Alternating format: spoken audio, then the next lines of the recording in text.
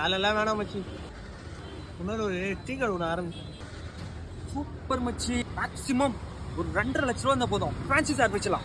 அப்படியா? மேக்ஸிமம் 80,000 ரூபாய் வரும். மச்சி சாப்பிட்றியா?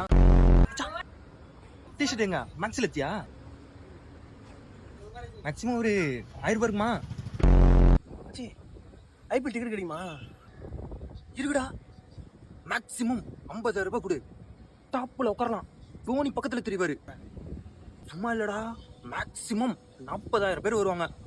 சொல்லு. இல்லை வேணாம்.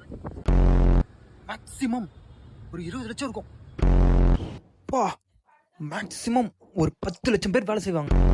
மச்சான் கார்கான தட்ட மச்சான் எங்க இருக்க? A few moments later. மச்சி வா வா வா வா ஏந்திரு.